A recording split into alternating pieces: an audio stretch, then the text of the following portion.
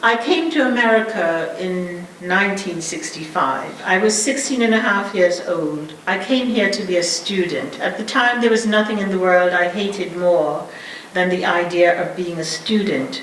But I didn't let that matter much to me. After all, I was in America, the place I had always wanted to be more than any other place in the world.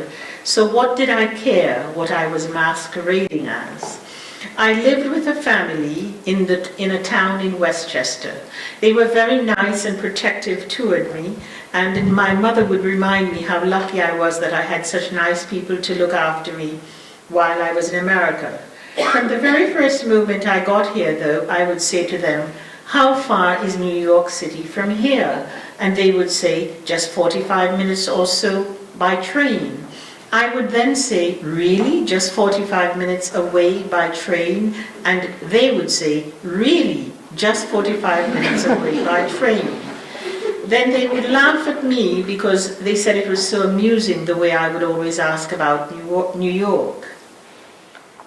The first thing I wanted to do, take the train to New York. That was the first thing I wanted to do, take the train to New York. The first thing I did, though, I bought a girdle with a large red rose decorating the front paneling.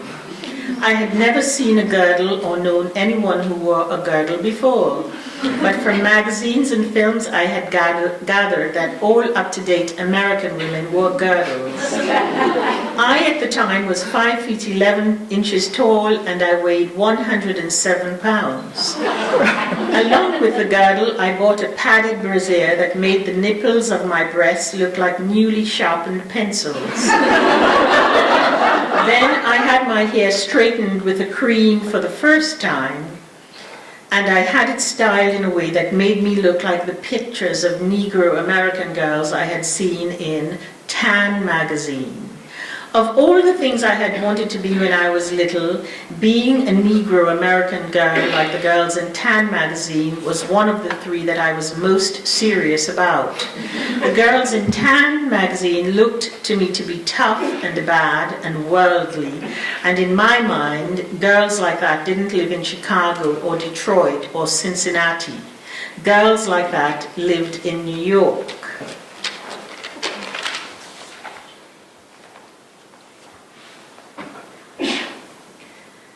My reaction to my first visit to New York was much different from what I just described. To begin with, I was really excited in an almost childish way to find myself walking down Fifth Avenue, walking across 42nd Street, walking up Broadway, standing at the corner of 42nd Street and Madison Avenue and peering up Madison Avenue.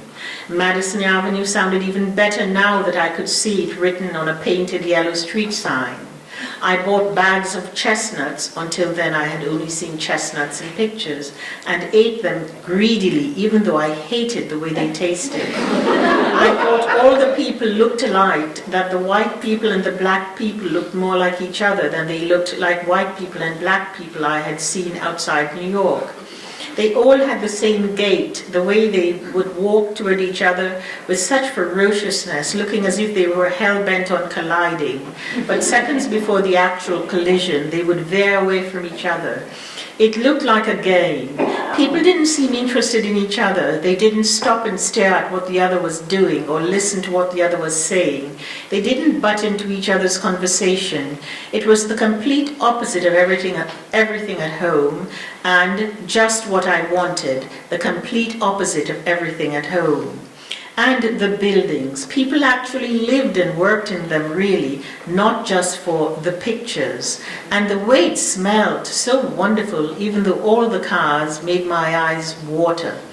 For years and years at nights when I said my schoolgirl prayers, I would add that God would let me see all this, and now I actually was seeing it. At that moment, I was the only person I had ever known who had wished and prayed for something bigger than a new yellow organdy dress for Harvest Sunday, and I have the wish and the prayer come through. It was the first time in my life that I was genuinely excited about seeing something and not told my mother. I had lied to her and done all the things that convince parents you want to send them to an early grave. But I had never before not blurted out to her immediately about anything that really affected me in some way. Back at my new home, I started school, and it was decided that if I did well, I might try to attend a nursing school. A long time ago, it was decided that a good profession for me would be nursing. I couldn't stand the sight of blood, and when I would see someone ill, I would sympathetically develop their symptoms. My mother said that I was just weak, but that as I grew older, I would grow out of it. I didn't grow out of it, and I didn't want to be a nurse, but I had never heard of anyone passing up an opportunity to what my mother called bettering yourself, just because they didn't like whatever was offered to them. I had never in my life heard someone say that they were dissatisfied with their job. I kept going to school so that one day I might be a nurse. At the school, the strangest thing happened. All the white people liked me and thought me charming, particularly the way I spoke English. All the black people hated me and thought me ridiculous, particularly the way I spoke English. I didn't think about it twice. I became very good friends with the people who liked me. I met Sally at a YWCA social in Yonkers. The socials were held every so often so that young girls could meet each other and meet some young men from a nearby military academy. Sally didn't come to meet the other young men or Sally didn't come to meet other young men or other young women or young men. She came to keep her friend Margaret, a girl from Scotland, company. All the girls, including me, looked very conventional and pleasant, except Sally. She wore navy blue tight bell-bottom pants, navy blue turtleneck sweater, and navy blue turtleneck sweater, ankle-length brown vinyl boots, and colored beads around her neck. She had long brown straight hair which she wore parted in the middle. The hair always seemed to be in her face, and then she would use both hands to tuck it behind her ears. The ends of her long brown hair were bleached to a blonde color. She wore frosted pink lipstick and frosted pink nail polish. She smoked Marlboro cigarettes continuously, and often she would keep a lighted cigarette in the corner of her mouth for long periods of time. She didn't like any of the men at the social, and she told me that it was because they all had short hair. I was so impressed. Fancy not liking a man because of the length of his hair. When one of them approached her, she would greet whatever he said with, "Oh yeah, you gotta be kidding." We started to talk to each other because we were the only two girls who were not asked to dance. She because she didn't want to, me because it was clear to everybody that I couldn't. I can remember some of the first things she said to me. "Those guys are a bunch of jerks," and "Do you go to the city a lot?" and do you like Dino Valenti? I could see immediately what she was, a bad American girl, a tough American girl. I fell in love with her and her ideas about everything. She told me that she lived in Purchase with her parents and her brother, and that they lived not far from the railroad station, that her father worked for the railroads, that her brother was a mechanic, that her mother was a housewife, that they were Irish and Catholic, that she worked as a secretary for the state government in Yonkers, that she read quite a bit, that Valley of the Dolls was her favorite book, that she knew that she could write a book like that if she wanted to, that she went to New York City every weekend, that she liked the Jimi Hendrix Experience, Cream, The Doors, and Quicksilver, that she didn't like girl singers. I had never heard of Jimi Hendrix Experience or any of the other groups that she mentioned, and I had always preferred girl singers, particularly Black Americans and the Beach Boys, but I didn't say any of this to her. She said, "I bet Jim Morrison is a real piece of ass." And ass to me before had been another name for a donkey, but just the way she said it, I knew exactly what she meant. We became very good friends and would speak to each other on the telephone for hours every day. I began to dress more or less like her, bell-bottoms, turtleneck shirt, though I wouldn't go so far as the Vineyard Boots. We would come into the city every Saturday night and go straight to Greenwich Village. When we got there, we would walk up and down 8th Street, up and down, up and down. Sometimes Sally would stop and speak to someone she recognized. Sometimes we would stop in at a store so that she could buy something or speak to someone, usually a man she was interested in. Sometimes we would go to a party she had somehow heard of. When we went to these parties, it was certain that we would leave with boys. She was very good at this, picking up boys. I still didn't know the first thing about men, so when she found a boy for her, she would make sure to find one for me too. When we would leave the party with these strange boys, we would go back to their apartments, which always seemed to be just around the corner, and smoke marijuana. Nothing would happen. We would all fall asleep. After this, we would never see them again unless we ran into them on the street.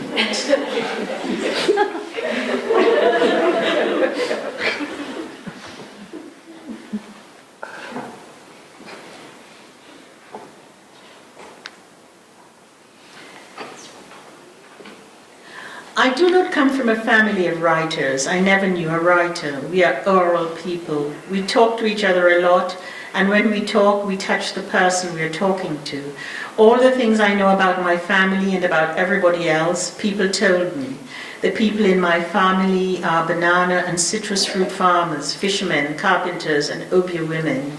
My schoolmates are so much more well thought of than I. My mother would like to say to her friends, my daughter, who now lives in America and holds a responsible position with a shipping firm, sent me this dress, and it came just in time for Easter Sunday. You remember her, how troublesome she used to be? Well, she grew out of it. But she can't say this. When I say to her that I write because it satisfies me in some way, that it makes sense to me, she ignores this completely. She writes to tell me that she thinks the Prime Minister of Antigua is an evil old man and an ass. In New York, I live in an apartment that has 2 rooms, plus a kitchen and a bathroom. It faces the south. The apartment has 3 windows, and the 3 windows have window seats, and the window seats would look very pretty if they had nice-looking cushions in them, but they do not have nice-looking cushions in them, so they do not look very pretty. In my apartment, there's a fireplace with a marble mantelpiece. Incidentally, I paid $225 a month for this apartment, and I was always late with the rent. There are plants, some hanging in the window, some just standing there. The ones standing around do not look as if they are standing in the perfect spot. There are a lot of records and books piled up on the floor because I cannot afford to buy bookshelves in which to store them. There is a television set standing on 2 telephone books, which in turn is standing on a chair, so that I can watch it comfortably while lying in bed. There are 2 boudoir chairs that I bought in a sale. They used to be furniture on a cruise ship during the 40s. Then there is a night table, a chest of drawers that matches it, and a coffee table, also from the sale from the cruise ship. There is a typewriter that sits on an old office typewriter table. There is a kitchen table with a blue and white enamel tabletop and 4 matching chairs. There are photographs of people I used to know hanging on the walls. I took these photographs myself.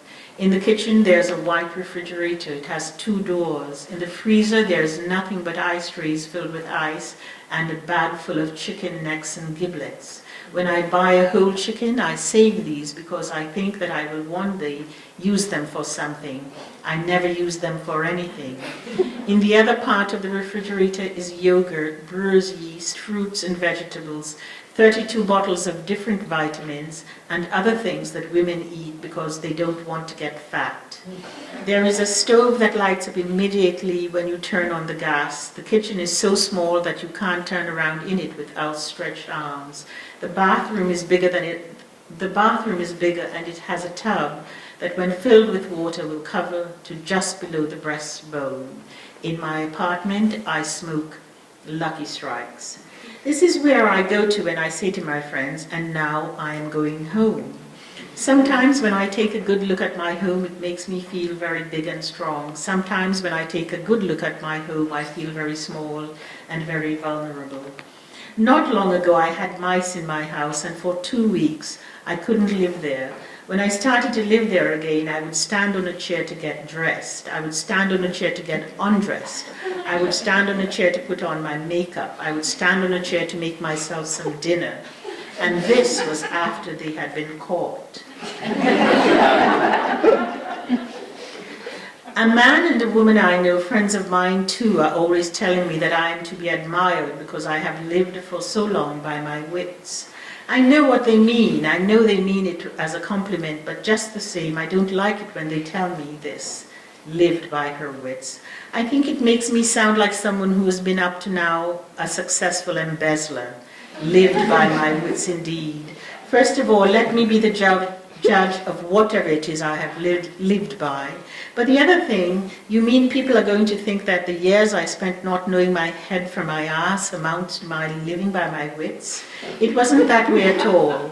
I have lived the way I have lived and done the things I have done because I didn't know anything else. I would go from one thing to the other, and when things didn't work out, I would just pick up and go. But that I didn't think of as wits. If anything, it was that I wasn't afraid.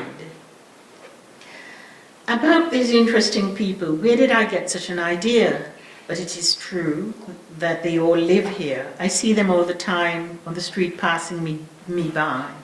The women, I know so many women. We sit and chat for hours. We sit and chat about men mostly. We say that there aren't any good ones around. We say how much they don't live up to our expectations. We say how much ahead of things we are compared to them. We say how we must be independent of them. We say how much we can't live without them. What we say amounts to this. Anytime you look, there are going to be only 2 or 3 good men around. You can count them on one hand and still have fingers left over. These are my mother's words exactly. Sometimes I think that all women are going to be just like my mother.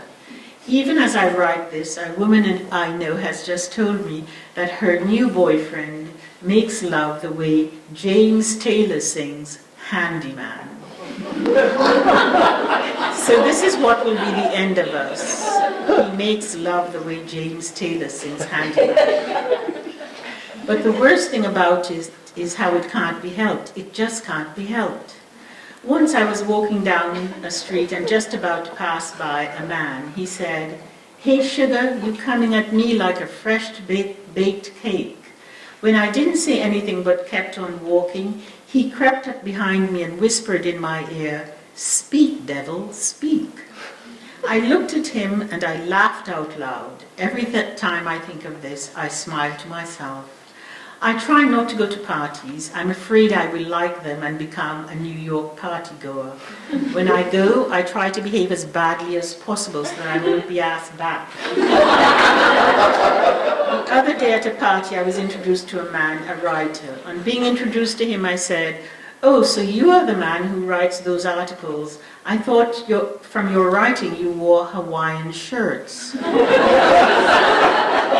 It's true too. I really did think that. He writes about what rich Parisians are doing in New York, what rich writers are doing in the Hamptons, what the rich and the social are doing here, there, and everywhere. I couldn't believe that that's how a grown man thinks this is a way to make a living. And he was a grown man. He wore a well-tailored 3-piece suit and tie, and from a distance he looked like a gentleman. But from his writing, I thought he was a boy who wore Hawaiian shirts. I don't like rich people, and I'm always glad when it looks as if the future won't be so bright for them. At another party, I met an English woman. First of all, I'm not a big fan of the English. They made me sing too many Rule Britannia in the hot sun. And the thing about that song is that it has a line in it that goes, "Britons never, never shall be slaves." But we were not Britons, and most of our ancestors were slaves. When this woman found out I was from the West Indies, she said, "West Indians are the best cricketers in the world today. They even beat us." So I say, yes, that's the trouble with the Negroes. White people teach them something and soon you turn around, the Negroes can do it better. Just wait until we learn physics.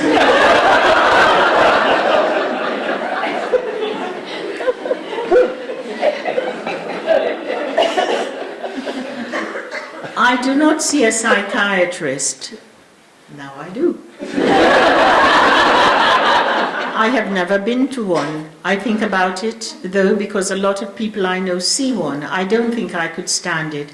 I don't want to know why I hate my mother so and why I love her so. I don't want to know why I think my mother's love is like a poison. I know why I feel my mother's love is like a poison. I might not be able to say it anymore. I know why I feel my mother's love is like a poison. I might not be able to say it anymore. I like the way it sounds. My mother's love is like a poison. I could say it all day, and actually it is true, but that's only part of it. She really loves me too. Besides, I have a sort of tradition to keep up. My pediatrician in Antigua was once a psychiatrist. He came to Antigua in the 30s, a refugee from Czechoslovakia. He came as a psychiatrist, but people there had never heard of a psychiatrist before. And besides, it's fun to be crazy in Antigua. Bands of school children congregate outside your house and follow you around wherever you go, taunting you. He became a children's doctor. He and his wife were a sight to see, the way they hated children. I know they did because he would always prescribe purgatives. I have seen 3 girls standing on the corner of 123rd and 8th Avenue singing a song. They sang the song over and over. As they sang, they would clap their hands and slap each other's palms, all in perfect rhythm. The words to the song they sang go like this, and I remember the tune. Judy, you make my heart shine, you make my dick on the bone, you make it greasy, baby. Roaches, your mother's titties fly, her ass is bigger than mine, that bitch is funky, baby. 5, 10, 15 more, the dick got slime in the bathroom door, the dick turned green, and that's the end of my ding-a-ling. Sometimes I sit by myself in the dark, and for hours I think of all this in exactly the sequence that I have written it down here.